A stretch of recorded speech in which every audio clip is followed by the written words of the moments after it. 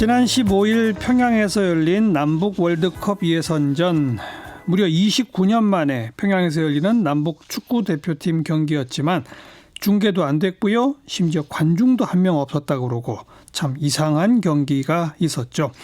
오늘 통일부 국감에서 관련 질의가 이어지자 통일부 장관이 무거운 책임감을 느낀다, 이런 사과를 표명하기에 이르렀는데, 자, 관련해서 우리 측 잘못도 좀 돌아보자, 이런 주장을 펴신 분이 있어서 직접 목소리를 좀 들어볼까 합니다. 평화네트워크의 정욱식 대표 연결합니다. 안녕하세요. 네, 안녕하세요. 네, 이 북한이 우리한테 너무 차갑게 대한 거 아니에요, 솔직히? 네, 그렇습니다. 여러 가지 좀 올해 들어서 남북 관계에 어려운 점들이 많이 있었지만, 예. 남북한이 이번 월드컵 예선전을 통해서 좀 얼어붙은 남북 관계를 조금이라도 녹일 수 있는 계기가 되길 바랬는데, 예. 지금 말씀하신 것처럼 뭐 TV로도 볼 수도 없었고, 예. 또 가서 응원도 할 수 없었고, 예. 좀 대단히 좀 이상한 경기가 됐고, 예. 그로 인해서 좀 남북한의 서로 상호간의 감정이 더 악화된 것 같아서 대단히 네. 좀 유감스럽고 좀 실망스럽게 생각합니다. 그 중계도 못하고 우리 응원단 가는 것도 못 갔고 거기까지는 뭐 네. 있을 수 있는데, 북한 주민들 관중도 아예 다 빼버린 거는 왜 그랬다고 생각하세요? 그러니까 지금 이번에 이제 사진을 통해서 보면은 김일성 경기장이 텅텅 비어 있는 장면을 우리가 예. 볼 수 있지 않았습니까? 예. 근데 저는 이제 그 장면을 보면서 작년 9월 19일 날 그 능라도 5일 경기장에서 문재인 대통령이 한 15만 명 정도의 평양 시민들 앞에서 연설을 하지 않았습니까? 예, 열광적인 반응이 있었죠. 네. 예. 그럼 도대체 1년 사이에 남북 관계에 무슨 일이 있었길래 작년에 역대급 환대를 했던 북한이 이번에 축구 대회에서 또 유례를 찾아보기 힘들 정도로 냉대를 한 것인가? 예. 뭐 이런 부분들 관련해서 좀 여러 가지 생각을 하게 되더라고요. 네. 그러니까 1년 사이에 왜 그렇게 변한 거예요? 뭐 여러 가지 요인들이 있겠죠. 이제 북미 간의 회담도 잘 안 된 측면도 있고, 예. 또 문재인 대통령이 작년에 판문점에서 또 평양에서 했던 약속들이 있었는데 이게 안타깝게도 거의 지켜지지 않았다라고 하는 부분이 있고요. 네. 특히 이제 올해 들어서 올해 이제 봄부터 이제 본격적으로 F-35를 비롯한 여러 가지 최신형 무기들이 도입이 시작됐었고, 예. 또 6월 말에는 그 판문점에서 남북미 3자의 그 깜짝 회동도 있지 않았습니까? 그랬죠. 예, 근데 그때 트럼프 미국 대통령이 김정은 위원장한테 이제 한미 군사훈련 하지 않겠다라고 예. 약속을 했었는데, 예. 근데 8월달에 그 한미 군사훈련이 재개가 됐고, 예. 특히 그 군사훈련 내용 중에 굉장히 좀 유감스러운 내용이 있었던 것 같습니다. 이제 군사훈련 내용 중에 그 수복 지역에 대한 안정화 작전이라고 하는 것이 포함이 됐는데, 이것은 유사시 북한 점령 훈련까지 포함된 것을 의미하거든요. 아하. 그래서 작년에 남북한 정상이 만나서 두 번 다시 한반도에 전쟁이 없을 거라고 다짐을 했고, 또 상호간의 불가침을 약속했는데, 이런 좀 자극적인 훈련 내용이 포함된 것이 북한의 입장에서는 상당히 좀 문재인 정부에 대해서 좀 불신을 갖게 된 계기가 된 것 같습니다. 네. 8월 달에 그 군사훈련은 저희들한테 알려지기로는 전작권 전환에 대비한 그냥 지휘소 훈련이라고 하지 않았었어요? 예, 그러니까 뭐 이제 수위는 많이 낮췄는데. 아니, 근데 거기에 수복 지역 안정화 작전이 있었단 말이에요? 그게 이제 언론에 보도가 됐었고. 그래요?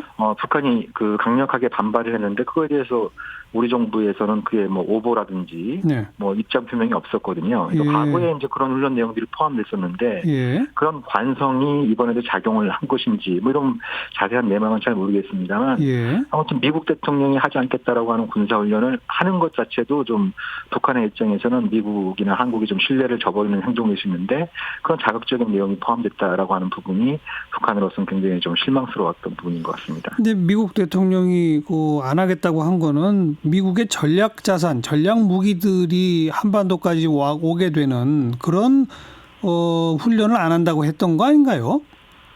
뭐 자세하게 어떤 얘기를 했는지는 모르겠습니다만, 아무튼 뭐 이제 북한의 주장에 따르면 트럼프 대통령이 그렇게 군사훈련을 하지 않겠다고 약속을 했고, 했고, 그거에 대해서 미국이 일체 반박을 하지 않았고, 뭐 최근에 미국 언론 보도를 보더라도 트럼프 대통령이 그런 약속을 한 건 맞다고 얘기를 하거든요. 네. 근데 이제 미국 언론의 그 보도 내용은 이제 미국 군부에서 트럼프 대통령을 설득했다는 것이죠. 예, 예. 뭐 한미 연합 방위 체계를 유지하고 유사시 미 증원 전력을 투입하기 위해선 군사훈련을 해야 된다라고 설득을 했고, 예. 그 과정에서 이제 군사훈련이 제기가 됐던 것 같습니다. 예.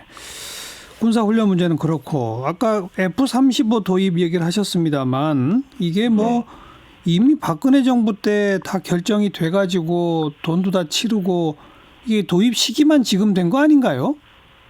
예, 그런 측면이 분명 있는데요. 근데 그러니까 지금 문재인 정부가 없었던 일로 되돌릴 수가 없었던 거 아닌가요, 이건? 예, 이제 그런 측면도 분명히 있는데, 근데 그 F-35라고 하는 게 도입 결정된 배경이 이른바 그 김정은 참수작전의 일환으로 도입이 결정된 거지 않습니까? 아하. 네, 예. 그러니까 그런 이제 과거 정부의 일이라고 하더라도 남북 간 정상이 작년에 판문점에서 또 평양에서 만나서 단계적 군축을 추진하기로 합의를 하지 않았습니까? 예. 네, 그런 관점에서 볼 때, 전임 정부에서 있었던 F-35 40대 도입 계획이 계속 공개적으로 추진되는 부분에 대한 문제가 있고, 예. 더군다나 또 최근 들어서 20대를 추가적으로 도입한다라는 얘기까지 나오고 있지 않습니까? 아하.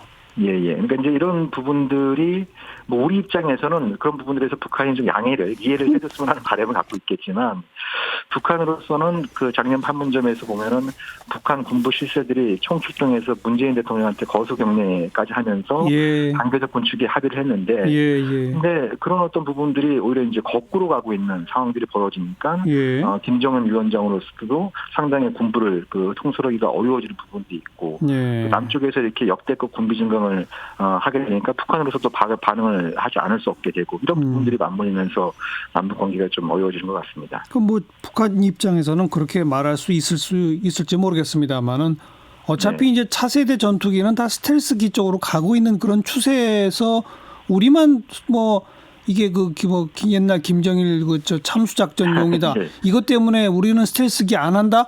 그러기도 어려운 거 아니에요? 그러니까 이제 그런 부분들 관련해서는 그런 얘기들을 갖다가 이제 터놓고 얘기하려면 남북한 당국 사이에 상당한 수준의 이제 신뢰 구축이 좀 이루어져야 되지 않겠습니까? 네. 근데 그런 부분들이 미흡한 상태에서, 그러니까 또 F-35뿐만 아니라 지금 그 정부 계획에 따르면 내년에 국방비가 사상 최초로 50조 원을 돌파하게 되고, 앞으로 5년 동안 290조 원이 넘는 국방비를 쓰겠다는 계획을 밝히고 있는데, 이건 F-35뿐만 아니라 전면적인 대대적인 군비 증강을 하겠다라고 하는 의사표현과 다르지 않는 것이죠.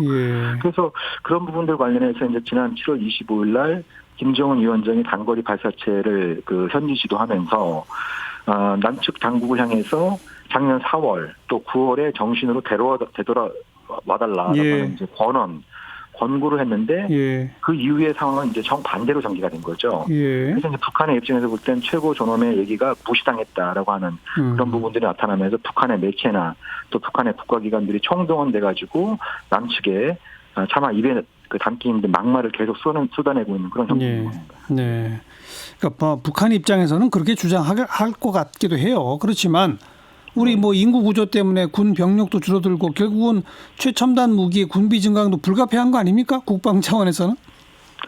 근데 그런 게 불가피했다라고 한다면 작년에 단계적 군축에 대해서 합의를 하지 말았어야 되는 것이죠. 그럼 이제 그렇게 합의를 한 상황이고, 또 북한은 그 미국부터 계속 한국에 무기를 도입하는 것에 대해서 불만을 얘기하고 있는데, 얼마 전에 문재인 대통령이 트럼프 대통령과 만나서 앞으로 3년 동안 약 10조 원어치의 무기 그 도입 계획을 밝혔고, 그 내용을 또 청와대에서 공개를 하지 않았습니까? 그러니까 단계적 군축에서 합의한 상황에서 그 전례를 찾아보기 힘든 군비 증강을 하고 있는 이 현실, 이 사이의 엇박자의 문제가 해결될 수 있는 조짐이 보이지 않는 이런 어떤 상태에 있다 보니까 서로 간의 어떤 불신이 좀 쌓이고 있는 그런 한국인 것 같습니다. 그럼 어떻게 해가야 될까요, 앞으로? 참 이제 어려워. 그러니까요. 굉장히 좀 어려워집니다. 북미 회담이 잘 되면은 그 영향으로 남북 관계도 잘 되길 바라는 이런 어떤 이제 기대치도 있었습니다만, 북한이 이번에 이제 그 김일성 경기장을 텅텅 비워주면서 남측에 대해서 이렇게 냉대를 하는, 거기에는 남북 관계가 조금이라도 개선되고 있다라고 하는 그런 어떤 그 남측 일각의 희망에 대해서 뭐 일종의 좀 꿈깨라. 찬물을 끼얹은 거죠. 그런 그 메시지가 있기 때문에 당분간 남북 관계가 좀 회복될 거라고 하는 기대는 좀 어렵지 않나. 그런 좀 안타까운 생각이 듭니다. 그나마라도 우리 정부가 앞으로 방향을 바꾼다면 뭘 어떻게 바꿔야 됩니까? 일단 좀 이런 군비 증강 문제에 관련해서 너무 공개적으로, 그러니까 뭐 최근 들어서 보면은 핵잠수함도 만들겠다, 경항공모함도 하겠다, 뭐 F-35 20대도 추가로 도입하겠다, SM-3라고 하는 그 MD용 유경 미사일도 도입하겠다, 이런 어떤 과거에는 거의 이렇게 금기시했던 그 전력 증강 계획들이 일제히 막 그 분물 쏟아듯이 나오고 있는 형국이거든요. 이런 부분들에 대해서 좀 톤다운을 하거나 좀 내부적으로 조정할 필요가 있다는 생각이 들고요.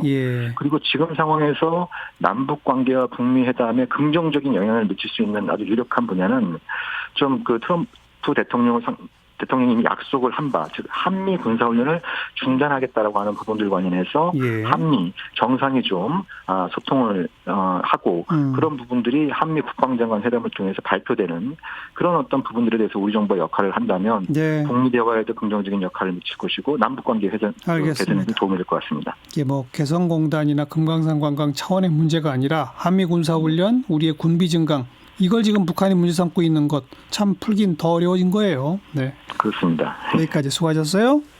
감사합니다. 평화네트워크 정옥식 대표였습니다.